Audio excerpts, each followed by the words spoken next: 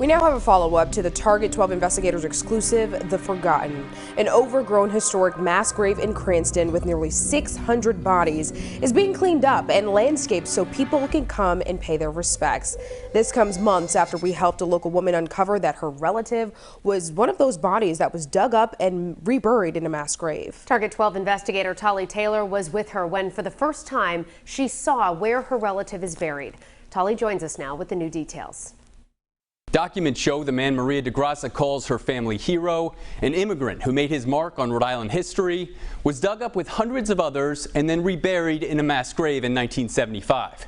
DeGrasse tried to find where her relative was buried for over a decade, and recently we were able to show her his final resting place. My grandmother said these were his favorites. Maria DeGrasse brought flowers for her first visit to the mass grave where her great-great-grandfather is buried. After searching for his displaced gravesite for more than a decade, she's finally found it. I'm so sorry. We tried. Grandma tried. Dolores tried. Rest in peace. You and all the others.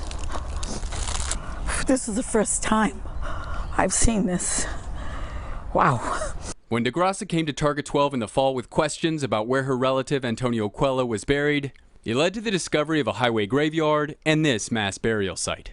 How does it feel to be here today and to be able to see this? I am grateful, but my goal is still to get him out of this ditch. It turns out Coelho was originally buried just 2 miles away, here in State Institution Cemetery No. 3 in 1941. But documents show Coelho was one of 577 people buried in that cemetery that were dug up and reburied in a mass grave at State Cemetery No. 2 in 1975 to make way for an industrial complex. Rhode Island Historical Cemeteries expert Peggy Malcolm showed Target 12 the mass grave back in the fall. The mass grave is in here.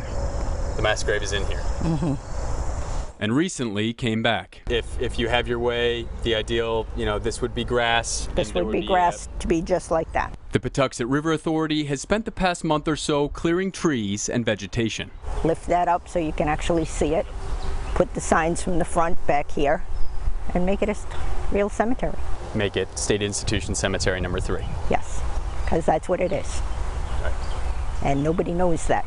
The Providence Children's Museum features Coelho in his own exhibit. Coelho was the first person from Cape Verde to buy a package ship in 1891. At the time, package ships helped immigrants come to Providence for work and transported mail, money, and clothes to their families back home. But research shows that because of prejudice towards immigrants at the time, Coelho lost his business and spent his final years at a state institution for the poor, sick, and mentally ill. It's just sad that this would happen to anybody, not just him, but to anybody. Several Rhode Island lawmakers tell Target 12 they're working to secure funding to erect a kiosk at the site that would list the names of those buried there. But even if that happens, DeGrasse says her work is not done. I still want him out of the ditch. He'd still be in a ditch, and I find that unacceptable. If this takes 5, 10, 15 20 more years. Oh yes, I'll keep doing it as long as I have breath. The chairman of the Patuxent River Authority says he hopes to have the landscaping done and grass planted by the end of this month.